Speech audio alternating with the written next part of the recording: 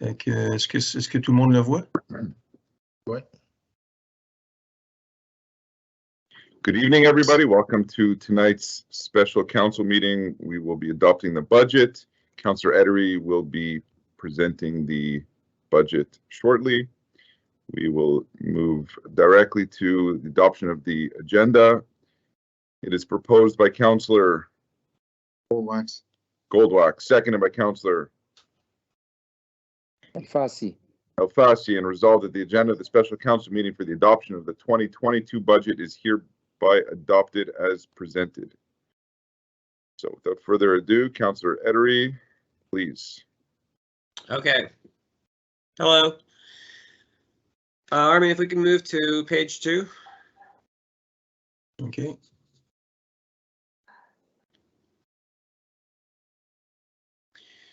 Okay, so this is the review of the 2022 budget. So 2021 is coming in within budget. A surplus is anticipated.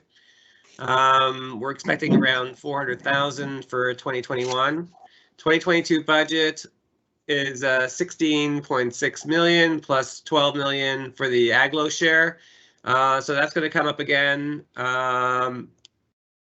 We are having a big problem this year, 2022, with the Aglo, because we're looking at a 9.7% increase on the Aglo portion, which is problematic given that we have no control over that, and that's a very high increase, and that's an increase that's specifically related to previous year's deficits in the Aglo, which they're tacking on to us. So I think that is going to be a problem, but we'll get into that more later.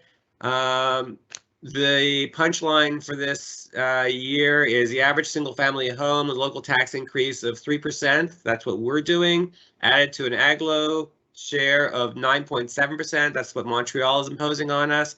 And so the blended rate is 6.3%, which is very high. And in summary, with regards to the PTI, we're looking at about $3.9 million of work, and we will get into that later on in the presentation. Armin, you want to go to page 2?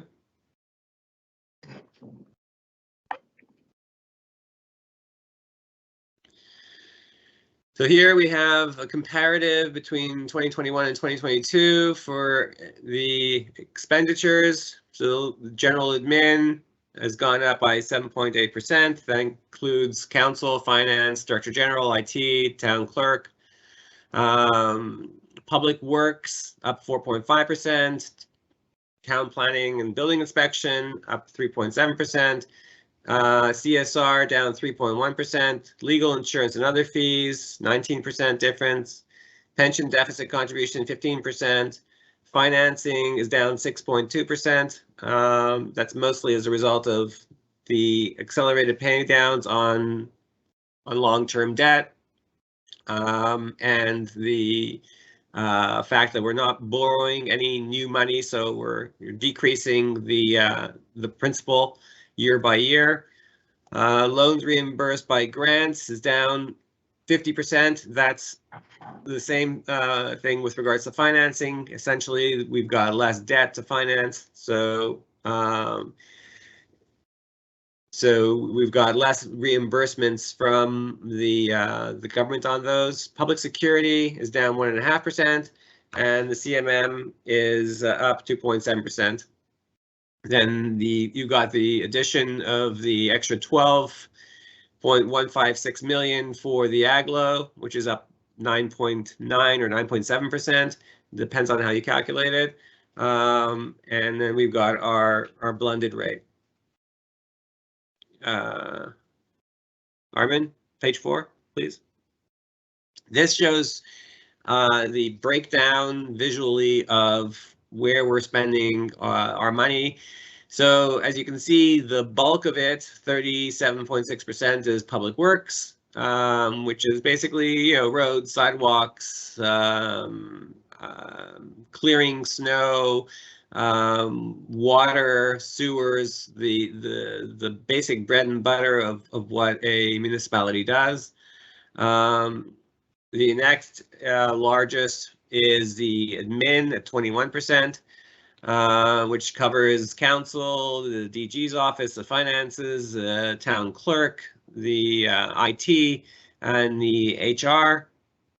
And then progressively smaller. So next after that is CSR at 11.9%, which is basically covers everything, all the CSR staff. It covers some of the park of the blues that are allocated to CSR, and it covers the Hampstead Day, the Shabbat under the Stars, the portion that we subsidize at any rate, the pool, the hockey, the tennis,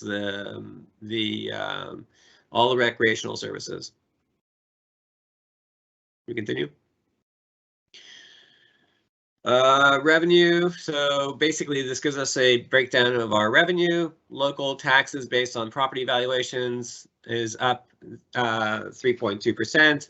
Compensation in lieu of taxes, that's basically what we get from the school. That's paid for by the government, so we don't charge them specifically directly the property tax, but we get a compensation in lieu of those taxes, which is where the name comes from.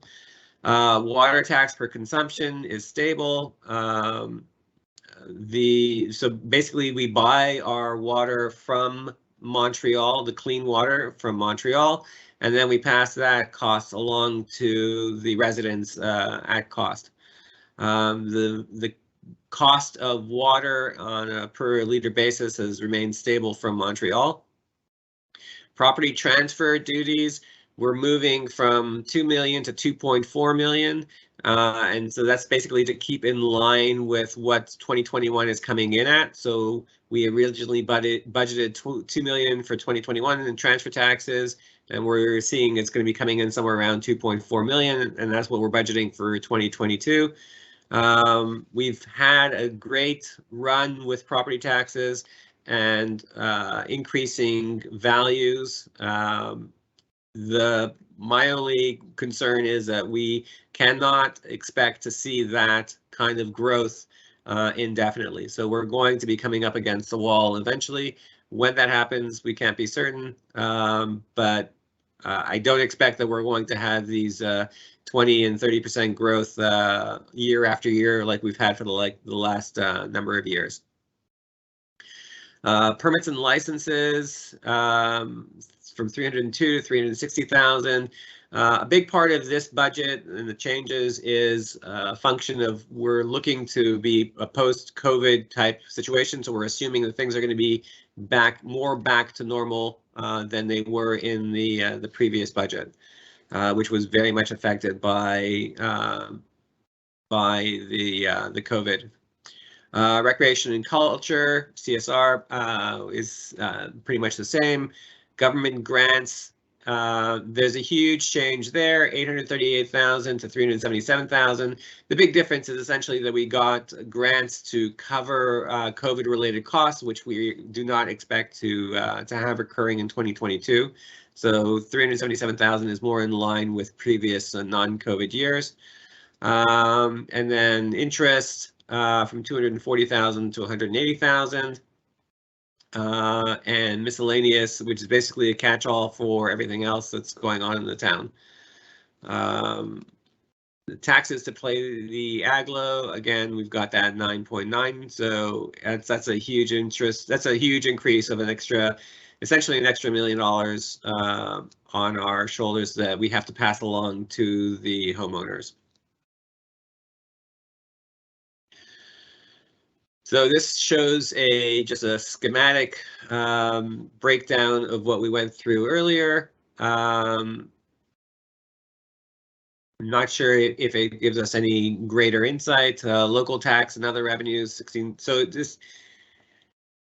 just shows you essentially what we went through before, but it shows it to you from a schematic point of view. So to say that the bulk of our revenue is coming in from duties is obvious. Get going. So this is the tax rates and the categories. So we do it based on the average single-family home, or we show it in the form of the average single-family home. So the local operation tax is 3%. We originally started off at 2.3%. We brought it up to 3%. So there's an extra 0.7%, and the extra 0.7% that we built into the budget is because we're expecting, and all of North America is expecting high inflation. We're moving into a high inflation type of environment.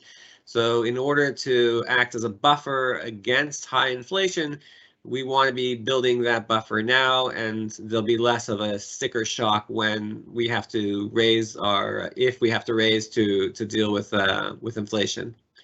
The aglo share, again, at 9.7%, which is a huge increase. And the problem essentially is we have zero control over the aglo. We have representation there, but we're a minority as far as the demerged municipalities are concerned.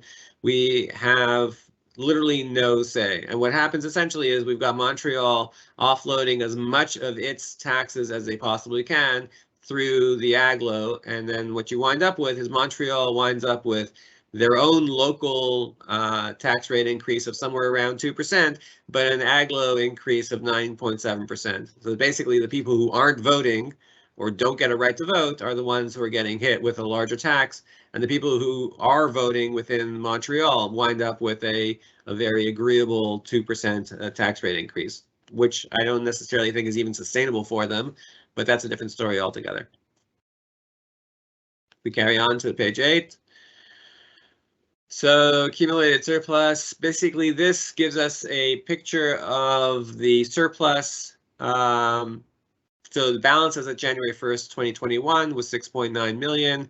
And from that, we deduct appropriations for public security vehicle, municipal elections. We deduct 25,000 per year for municipal elections. The debt service fund. So debt service fund is something that we created, I think at this point, 3 years ago to cover PTI related expenses. Essentially, we have PTI expenses of about $2.5 million a year for roads, sidewalks, sewers, new public works vehicles, things of that nature, things that aren't in our regular budget. Now, we need to have those things covered. Until a few years ago, we had nothing in this line. We had nothing in the budget for that.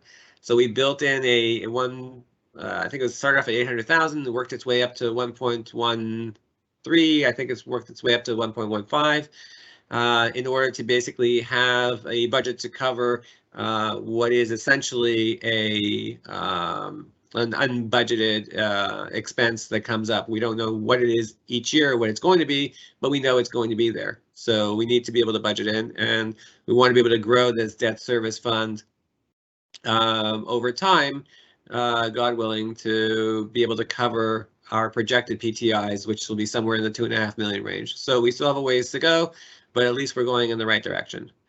597,000 advance payment of bylaw 749. That's basically we did an accelerated pay down of the bylaw of a borrowing bylaw, so that basically allows us to decrease our principal and interest payments and free up more money in the budget. So since about 2009 till current, with the accelerated pay down and the regular pay down of debt, we've basically been able to decrease our financing cost by somewhere around the vicinity of $700,000 to $750,000, which represents about 7.5% or 7% of our budget, which is substantial. So 26,000 to replenish the HR auxiliary fund, 1.55 million for the PTI related capital expenses. That was for 2021. Projects completed, returns unappropriated, 476,000. So basically, if we do something and if we wind up with extra money, we basically put it back to the unappropriated surplus. And then 2021 capital expenses separate to PTI funds, streetlights, road rehab. There was no long-term borrowing there. Actually, we haven't done any long-term borrowing, I think at least in the last 10 years. And network monitoring, another 25,000. And then the add to the reserved surplus, the surplus buffer. We maintain it's a notional idea. We maintain $1 million buffer. We say that we don't want to be going below that $1 million. So that's part of the surplus. Working fund is 300,000. The working fund is this notional thing where basically you borrow from the town to pay certain things and then you pay it back to the town. So we add that back because in fact it is part of the surplus. And that leaves us with an available surplus of 2.65. And then for forecasting going forward, the 2021 debt service fund basically is another 1.13. Forecasted 21 operational surplus is 422,000, which is predominantly from the transfer tax, which we had earlier said we had budgeted at 2 million, and we're seeing it more coming in at 2.4 million. Sewer rehab added to tech is 500,000. So essentially what we're doing here is we have this federal grant, which is administered by Quebec, and so we basically use that for infrastructure, and we are required to use it for infrastructure underground first by the provincial law. So we are spending approximately 3 million on the sewers in the next 2 years, and we have about 3.5 million of sewer work to do. So this is where the sewer rehab extra amount of 500,000 comes in to get us to that 3.5 million. And so essentially we have to spend by the end of 2023 the $3 million from the federal government, the grant money, or lose it. And then what happens is at the end of 2023 we start a new cycle, the 2024 cycle, and that cycle brings us new money. So once we have finished with the underground work, which is the sewers, then we can use the new tech money for the above ground work, which is roads and sidewalks. So we've got further down, you'll see that we've got roads and sidewalk work that we're going to be doing. And so we hope to be able to do more roads and sidewalk work using tech grant money in the next cycle, given that we will have finished with the underground work in this cycle. We've also looking at the proceeds from the sale of the public works land lot, which happened and is still pending the notaries. But when that's done, it will bring in another $1.5 million, and 2022 capital investments of $1.8 million. And that and the MAM grant appropriation for 2021 budget that was not required. That gives us a projected surplus for capital projects after everything's done of 3.27 million.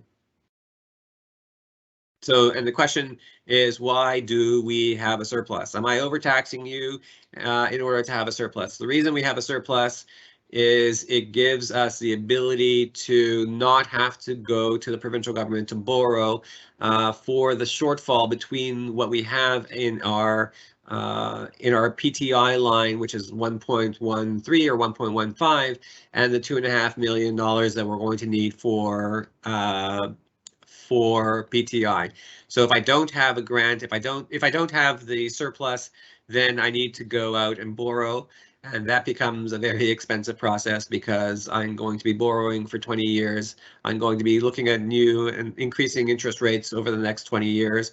And I'm going to be increasing my principal and interest payments, which I'm going to have to pay for through taxation directly. So I need to keep that surplus in order to basically pay down or draw down on that surplus for my capital expenses, my capital projects. Armin, you can continue. And then this is just to give an idea of the evolution of the debt over the last decade or so. So in 2011, so we've got two types of debt. We've got net debt, which is basically, we have debt which, okay, we have two types of debt. The first type of debt that we have is the provincial government, when it gives us a grant, instead of giving us cash up front like the federal government does, they say go ahead and borrow on the markets. So say it's a grant for $1 million, the tech grant for $1 million. They say go ahead and borrow $1 million, and then we're going to pay you the principal and interest on that. We're going to reimburse you the principal and interest on that. So technically on my books, I've got the debt, but I don't need to tax for it, and I don't need the revenue for it because it is a grant, and the principal and interest is covered by the government. So you'll see the vast majority of our debt is that type of debt, is the the provincial government debt. The other debt that we have is debt that is actually owned by the town and has to be paid by the town. So the principal and interest is something that that we have to tax for. And so that is the debt which we keep our eye on, and not so much the grants, because that's an in out. It's the net. It's our debt that we have to worry about, the one that we actually own. And so you'll see the evolution is from about 12.7 million to 3 million. So it's about a quarter of what it was a decade ago. And that has been mostly because we've been doing these accelerated pay downs, and from the natural pay down, and without having to bring in new debt, we're freeing up a lot of extra capital in our budget and freeing up space for not having to increase taxes, essentially. Armin, you want to continue? So capital investment. So this is the PTI that we were talking about. This is the off-budget stuff. So that is essentially what we were saying before. So this is paid for through, in our case, through either from grants, from surplus, or from the park fund. And the park fund is specific. It can only be used on things that are specifically park related, and there's specific rules with regard to that. And that is generated by the demolition or the subdivision of a lot, which incurs a 10% tax on the value of the property, of the land, and not the building itself. So if you demolish a house and it's sitting on a lot that's worth the value at $1 million, you're going to be paying $100,000 on a park tax on that particular property. So what are we spending on in 2022? So so we've got 15,800 for tree stump removal equipment.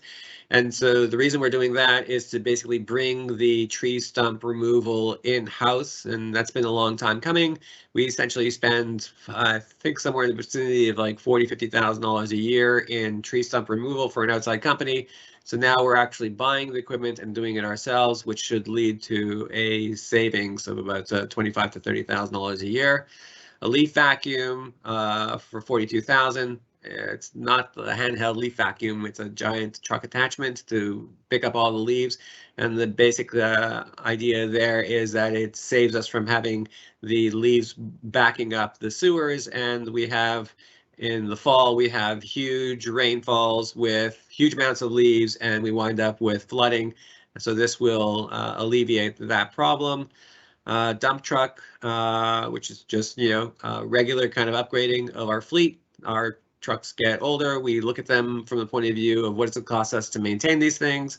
And at a certain point, if it's no longer worth our while to maintain them because they're too expensive to maintain, then we replace them. Crew cab pickups, 105,000. This year, we're looking at moving into electric on these. So we will be looking at electric vehicles. The upside there is less maintenance and obviously less fuel costs. We actually have an increase in our budget for fuel because we're expecting that the fuel costs are going to be going up substantially.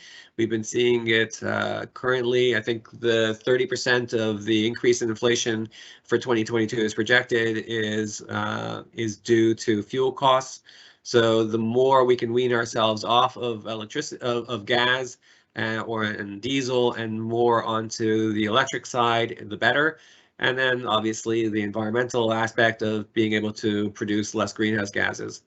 10-wheel truck, 241,000. Unfortunately, there's no electric version of these guys yet, but when they are, we'll analyze them. Infrastructure and rehabilitation. So, sorry, the public works garage, sewer sump, that's for next year.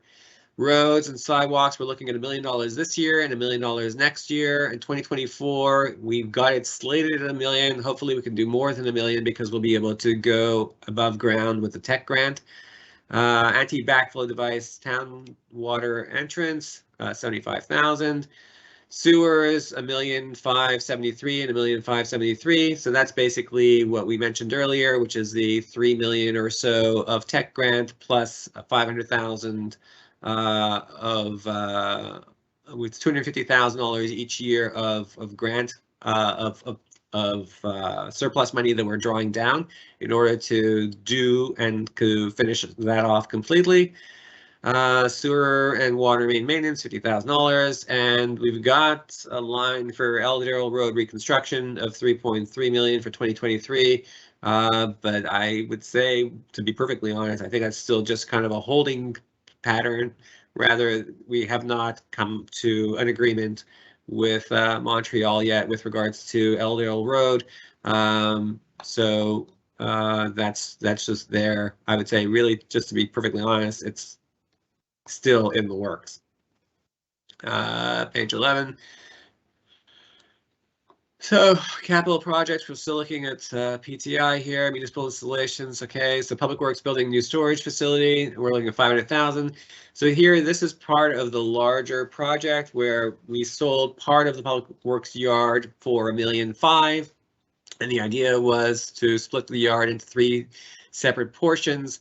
One is sold to developers in order to create townhouses. The center part is to create a buffer, and that buffer is between the townhouses and the remaining part of the yard where we would build a new public works storage facility. Actually, we just came out of a meeting now where council saw that new storage facility that we're looking at. And the 500,000 is from surplus in order to bring up the amount available to to 2 million for the public works storage facility. So 1.5 million from the sale and another 500,000 to cover it. And so we are now checking to see the prices and of everything. We have an outside firm getting us the pricing, and we'll have a better idea. So we will go to tender, and then we will see whether or not we get a reasonable quote, because we all know that things are kind of out of whack now with COVID, and the contractors are very expensive. So we're going to see if we get a reasonable quote.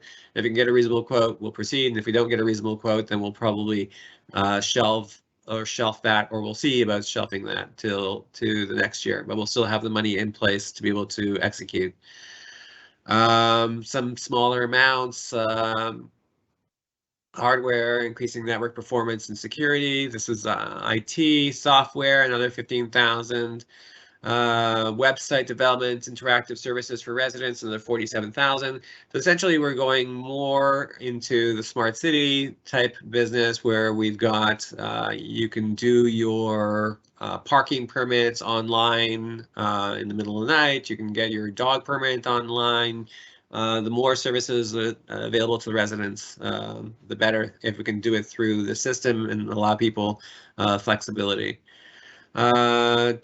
Tennis court equipment, so some equipment for the new tennis courts, 23,000. Hampstead Park, various upgrades, 32,000. I think we're looking at some park benches there, nothing major.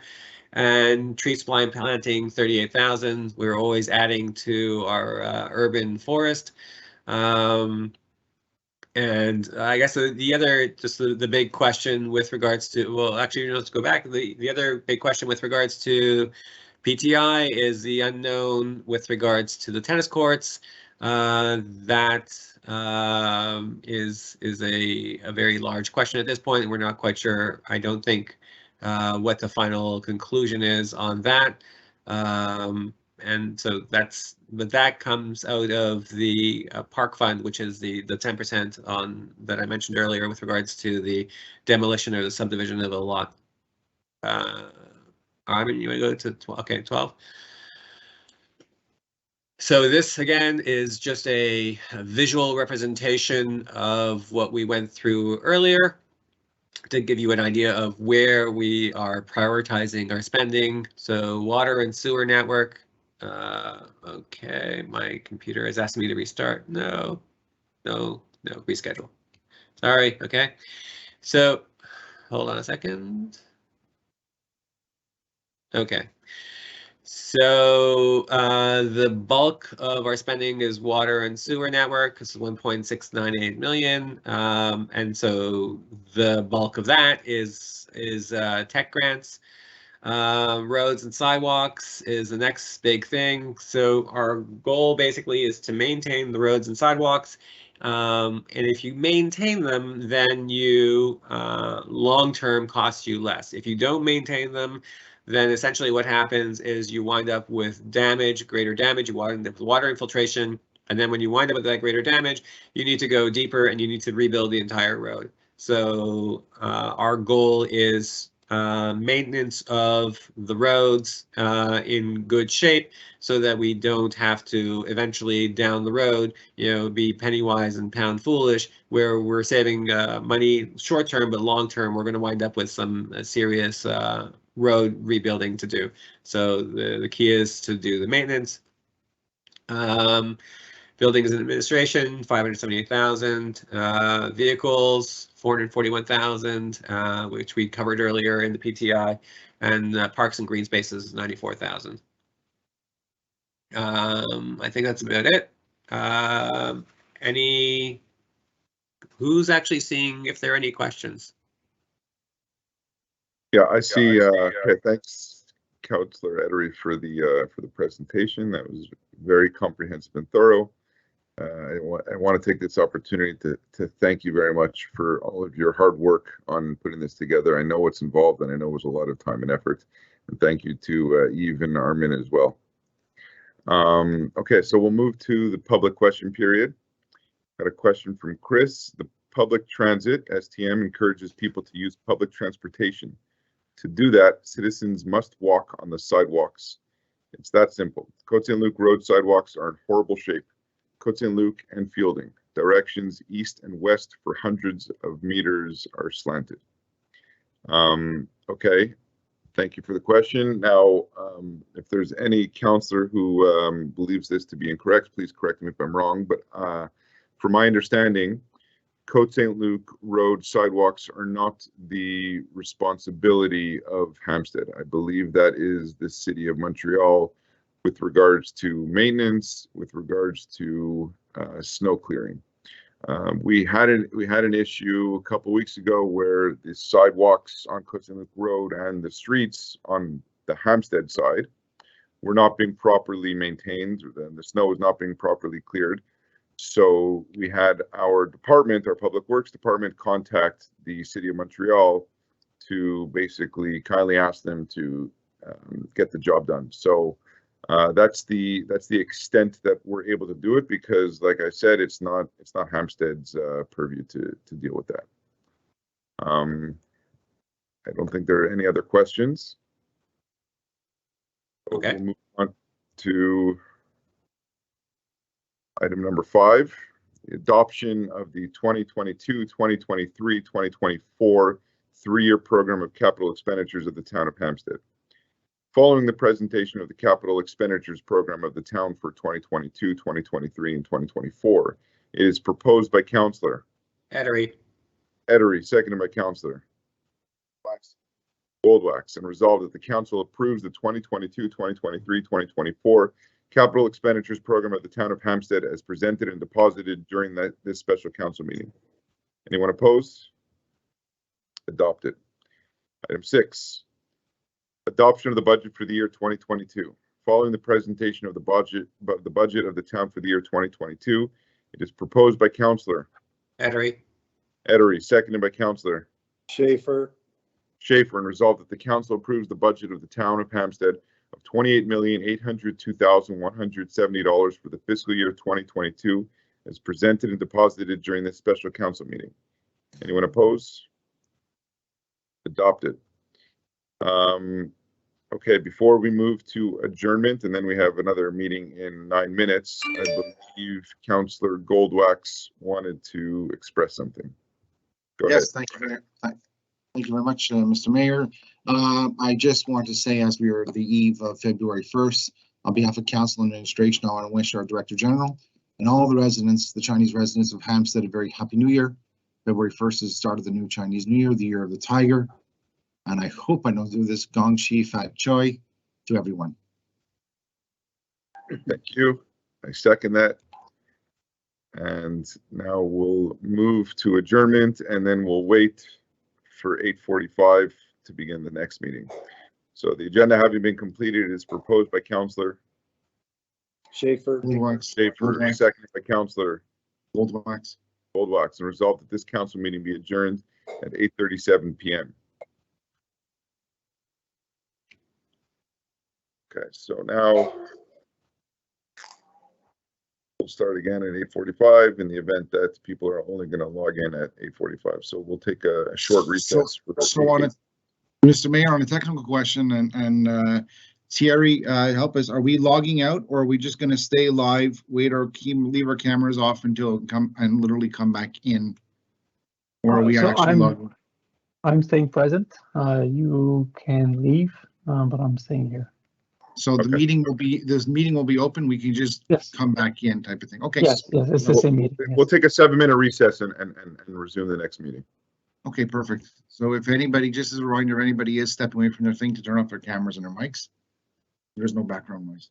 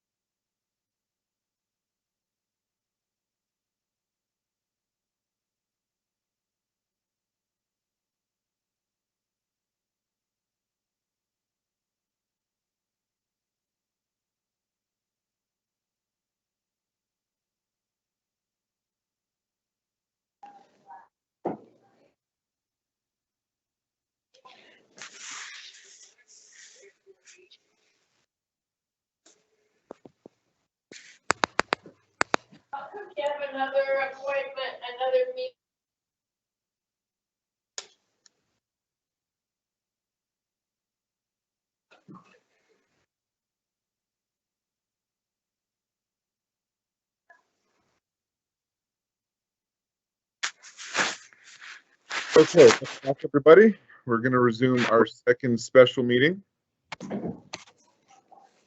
So before we move to the adoption of the agenda, it's the public question period. I see there's one question from Anonymous. Is there any pressure that the town is putting on Ville de Montréal to get the Ellerdale project done? So what we have decided to do is to commission an engineering report to see what is the current state of the water main. We need to get a handle on it, and I want to know if, in fact, it would be a very big problem if we chose to start repairing the road without the City of Montreal doing it. So I don't believe this report has ever been done before. So in the budget that was just adopted moments ago, we've allocated some money to get this proper report done. As soon as that's done, we'll have a better idea on what the next move is going to be. Okay, I don't see any other questions. So let's move to the adoption of the agenda. It is proposed by Councillor Schaefer, seconded by Councillor Goldwax. and resolved that the agenda of the special council meeting is hereby adopted as presented. Item number 4, adoption of bylaw number 1032 entitled Bylaw Decreeing and Imposing the Tax Rates to Cover the Town's Expenses for the Year 2022. Considering that the members of council have received a copy of bylaw number 1032 entitled Bylaw Decreeing and Imposing the Tax Rates to Cover the Town's Expenses for the Year 2022 and declared to have read it, it is proposed by Councillor Goldwax. seconded by Councillor Schaefer, and resolved to approve bylaw number 1032 entitled Bylaw Decreeing and Imposing the Tax Rates to Cover the Town's Expenses for the Year 2022. Anyone opposed?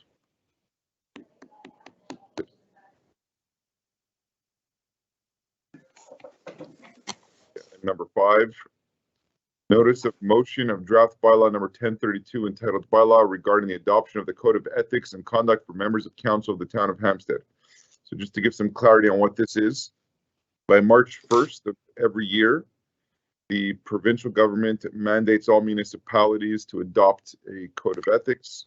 They have made some changes to the previous code of ethics. This will be published on the town website as soon as possible. And if anybody has any questions after reading it, please feel free to contact myself or anybody else on council. Notice of motion was given by Councillor Fassi, that draft bylaw number 1032 entitled Bylaw regarding the adoption of the Code of Ethics and Conduct for members of council of the town of Hampstead will be submitted to council for adoption. All council members have received a copy of draft bylaw number 1032 and a motion to dispense with the reading of the said draft bylaw was made. And just to follow up on what I said previously, it is a draft bylaw, so we are still able to make changes if anybody out there has any incredible suggestions for us to modify. Item number 6, deposit of draft bylaw number 1032 entitled Bylaw regarding the adoption of the Code of Ethics and Conduct for members of council of the town of Hampstead. Each member of the council having received a copy, the town clerk deposits draft bylaw number 1033 entitled Bylaw regarding the adoption of the Code of Ethics and Conduct for members of council of the town of Hampstead. The council takes note of the deposit of the said draft bylaw by the town clerk.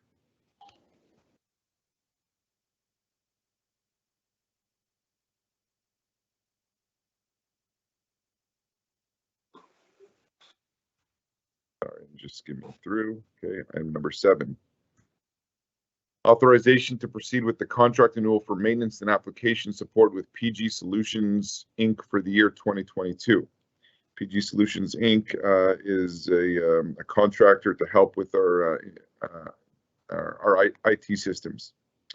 Considering that the town proceeded to the purchase of the PG Solutions, Inc. applications in 2005, considering that the PG Solutions, Inc. applications are those used for the current operations by the town, it is proposed by Councillor Goldwax, seconded by Councillor Schaefer, and resolved that the annual renewal of the contract for maintenance and application support for the year 2022 be awarded to PG Solutions, Inc. for the amount of $24,552, taxes included. Number 8, transfer of funds from appropriated surplus to cover capital expenses redirected to an alternate project. Councillor Edery, you want to just explain what's going on here?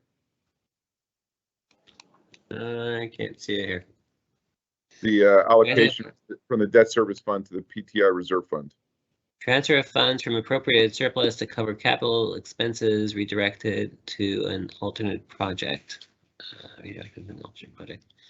Oh, so basically, if you have funds in a particular, if you pass the PTI and you have funds in a particular project, and then you transfer those funds to another project because you either have excess funds or you decided you didn't want to do the first project and you transfer the second project, then you have to have a resolution in order to be able to transfer those funds.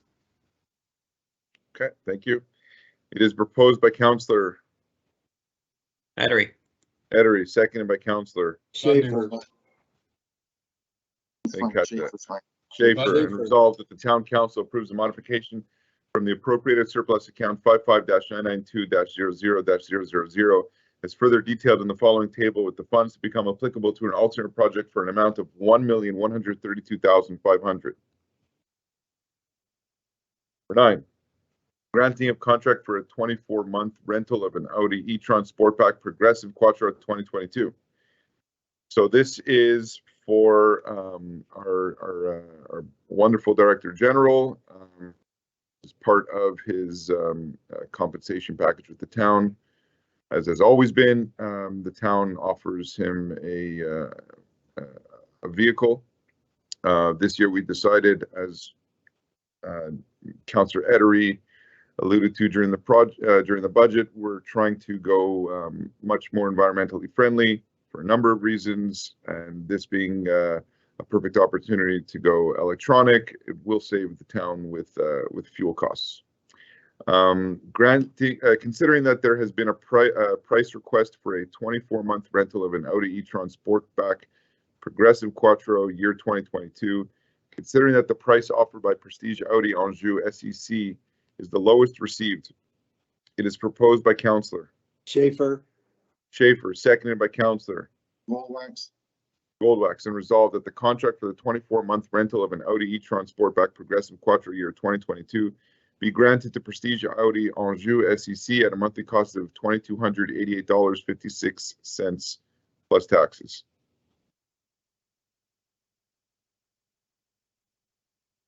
Okay, before we move to adjournment, is there any councillor out there who has anything to add?